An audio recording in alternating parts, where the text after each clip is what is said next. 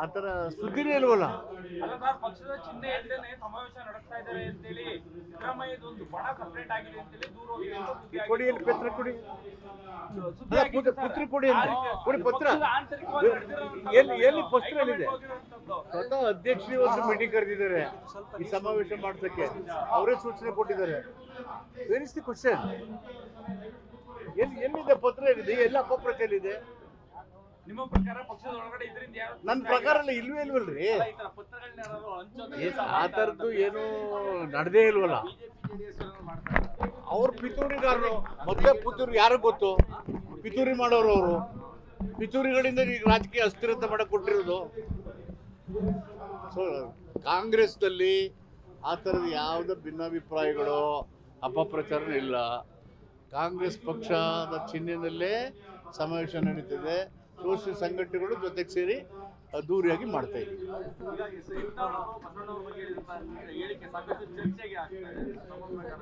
ಏನು ಹೇಳಿದ್ದಾರೆ?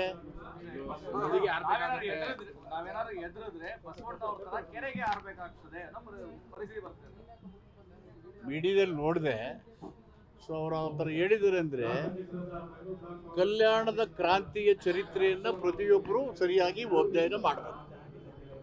ಚರಿತ್ರೆ ಅಧ್ಯಯನ ಮಾಡಿದ್ರೆ ಕಲ್ಯಾಣದಲ್ಲಿ ಕ್ರಾಂತಿ ಆಕಾಯಿತು.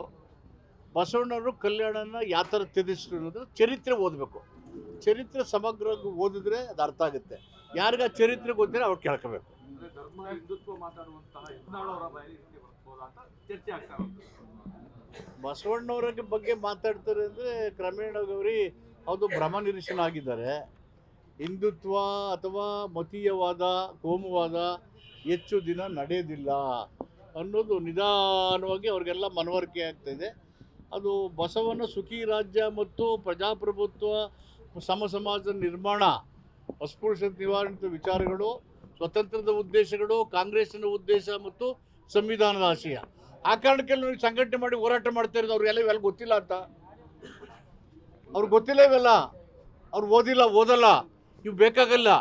ಆ ಕಾರಣಕ್ಕೆ ನಾವು ಇದನ್ನು ಈ ಥರ ಜಾಗೃತಿಗಳನ್ನು, ಹೋರಾಟಗಳನ್ನು, ಚರಿತ್ರೆಯನ್ನು ಮನವರಿಕೆ ಮಾಡ್ತಕ್ಕಂಥ ಕೆಲಸನ ಜನಗಳಿಗೆ ಮಾಡ್ತಾ ಇದ್ದೀವಿ. ಅದು ಅವರ ಪಕ್ಷದ ಆಂತರಿಕ ವಿಚಾರಗಳು. ಅದನ್ನು ನಾನು ಹೇಳೋಕ್ಕಾಗಲ್ಲ. ನನಗೆ ಗೊತ್ತಿಲ್ಲ. ಬೆಸ್ಟ್ ಅಲ್ಲ ನಮ್ಮ ಜೊತೆಲೇ ಇದ್ರು ಹಿಂದೆಲ್ಲ. ಆವಾಗೆಲ್ಲ ಕರೆಕ್ಟಾಗೇ ಇದ್ರು. ಈಗ ಯಾಕೆ ಬ್ರಹ್ಮ ನಿರಸನ ಆಗಿದ್ದಾರೆ ಅಂತ ನನಗೇನು ಗೊತ್ತಿಲ್ಲ. ಬೆಟ್ರ್ ಅವ್ರು ಕೇಳ್ಕೊಂಬಿಟ್ರೆ ಮತ್ತು ಆಮೇಲೆ ಇನ್ನೊಂದು ಗುಂಪು ಕೇಳ್ಕೊಂಬಿಟ್ರೆ ನೀವು ಎರಡು ತುಲನೆ ಮಾಡಿದ್ರೆ ನಿಮ್ಗೆ ಗೊತ್ತಾಗ್ಬಿಡುತ್ತೆ. ಡಿಸೆಂಬರ್ 5 ಸಮಾವೇಶಕ್ಕೆ ಯಾವ ತರ ತಯಾರಿ ಆಗಿದೆ? ಏನು ಪ್ಲಾನ್ ಇದೆ? ಯಾವುದು ಪ್ಲಾನು? 5ನೇ ತಾರೀಕು ಹೇಳ್ತೀವಿ.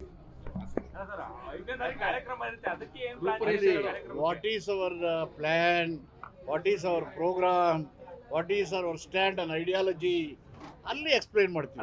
ಎಲೆಕ್ಷನ್ ಆದ್ಮೇಲೆ ಜೆಡಿಎಸ್ ಅಲ್ಲಿ ಇರ್ತಕ್ಕಂಥ ಸದಸ್ಯರು ಪಕ್ಷ ಬಿಡ್ತಾರೆ ಅನ್ನೋ ಮಾತುಗಳು, ಕರ್ಕೊಬರುವಂತ ಮಾತುಗಳು ಆಡ್ತಿದ್ರು ಕಾಂಗ್ರೆಸ್ ಅವರು.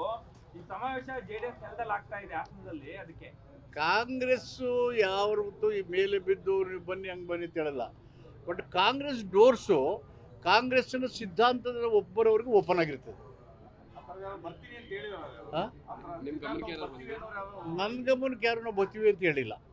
ಬಟ್ ಡೋರ್ ಓಪನ್ ಇದೆ. ಸಿದ್ಧಾಂತ ಒಬ್ಬರವ್ರಿಗೆ ಅದಕ್ಕೆ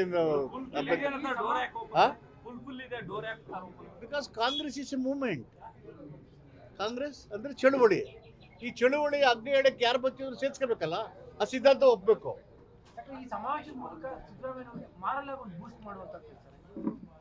Siddaramaiah is a leader with moral authority and courage. So ಹೀಗಾಗಿ ಆ ಬೂಸ್ಟಪ್ ಮಾಡೋ ಪ್ರಶ್ನೆನೇ ಇಲ್ಲ. ನಾವು ದೇಶದಲ್ಲಿ ಆಗ್ತಾ ಇರ್ತಕ್ಕಂಥ ಒಂದು ಮತೀಯವಾದ, ಕೋಮುವಾದ, ಕೋಮು ದಳ್ಳುರಿಗಳು, ಜಾತಿ ಸಂಘರ್ಷಗಳು, ಸಂವಿಧಾನದ ವಿರೋಧಿ ನಿರ್ಧಾರಗಳು, ಪ್ರಜಾಸತ್ತಾತ್ಮಕ ಸಂಸ್ಥೆಗಳ ಕತ್ತಿಚ್ಚುತ್ತಕ್ಕಂಥ ಅನೇಕ ಘಟನಾವಳಿಗಳು ನಡೀತಾ ಇದ್ದಾವೆ.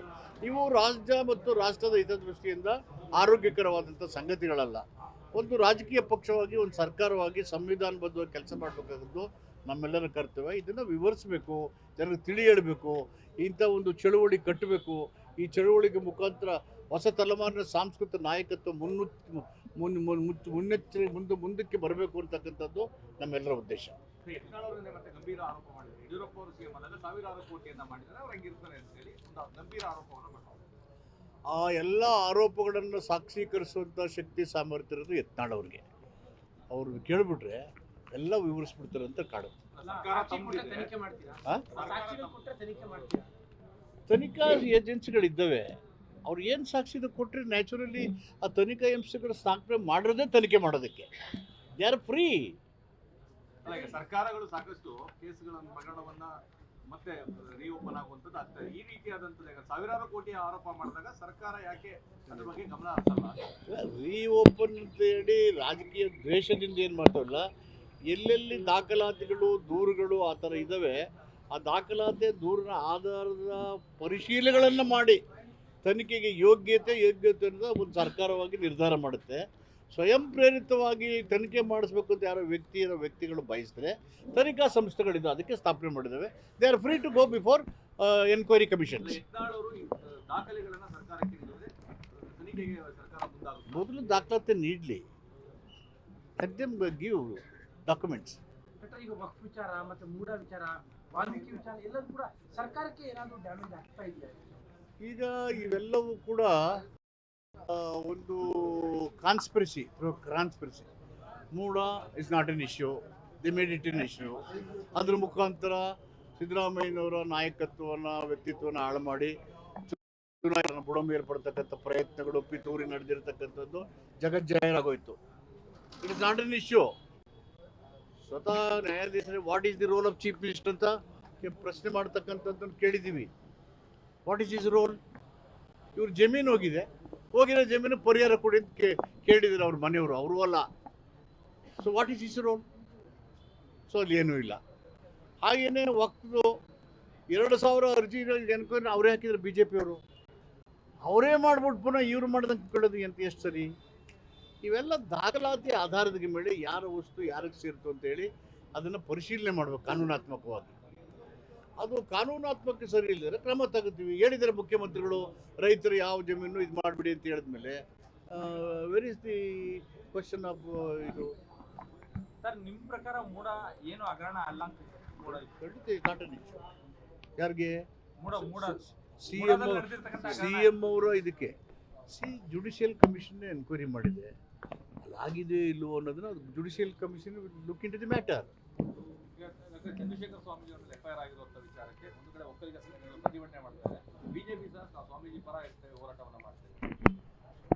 ನಮಗೆ ನಾವೆಲ್ಲ ಚುನಾಯಿತ ಪ್ರತಿನಿಧಿಗಳು, all are equal before law ಅಲ್ವಾ? ಆ ಕಾನೂನಿನ ವ್ಯಾಪ್ತಿಯನ್ನು ಮೀರಿದವರಿಗೆ ಕಾನೂನು ಏನು ಮಾಡಬೇಕು ಅಂತಂದರೆ ನನ್ನನ್ನು ಸೇರಿ ಎಲ್ಲರೂ ಆ ವ್ಯಾಪ್ತಿಗೆ ಬರ್ತಾರೆ. ಸ್ವಾಮೀಜಿಗಳು ಇತ್ತೀಚೆಗೆ ಹೇಳಿಕೆಗಳನ್ನು ನಾವು ಸಾಮಾಜಿಕ ಜಾಲತಾಣ ವೀಕ್ಷಿಸಿರಿ, ಪೇಜಾವರ ಶ್ರೀಗಳಿರ್ಬೋದು, ಸ್ವಾಮೀಜಿಗಳಿಗೆ ರಾಜಕಾರಣದ ವಿಚಾರ ನೋಡಿ, ವಿ ರೆಸ್ಪೆಕ್ಟ್ ಅವರ್ ಶ್ರೀಸ್. ಒಂದು ಧಾರ್ಮಿಕ ಸಂಸ್ಥೆ ಮುಖ್ಯಸ್ಥರಿಗೆ ನಮಗೆ ಅವ್ರ ಬಗ್ಗೆ ಗೌರವ ಇದೆ. ಯಾಕೆ ಧಾರ್ಮಿಕ ಅಂದರೆ ಅದು ಸೌಹಾರ್ದತೆಯನ್ನು ಕಾಪಾಡೋದು, ಸಾಮರಸ್ಯವನ್ನು ಸೃಷ್ಟಿ ಮಾಡೋದು, ಸಮನ್ವಯತೆಯನ್ನು ಕಾಪಾಡ್ತಕ್ಕಂಥ ವೇದಿಕೆ, ಅಂಥ ಪವಿತ್ರವಾದದ್ದು. ಅಲ್ಲಿರ್ತಕ್ಕಂಥವ್ರು ಈ ಒಂದು ಚೌಕಟ್ಟಿನ ಕಾನ್ಸ್ಟಿಟ್ಯೂಷನ್ ಉದ್ದೇಶನೂ ಇದ್ದೇನೆ, ಸ್ವಾತಂತ್ರ್ಯದ ಉದ್ದೇಶನೂ ಇದ್ದೇನೆ. ಅದಕ್ಕೆ ವ್ಯತಿರಿಕ್ತ ಆದಾಗ ಡಿಸ್ಟರ್ಬ್ ಆಗ್ತದೆ. Thank you sir.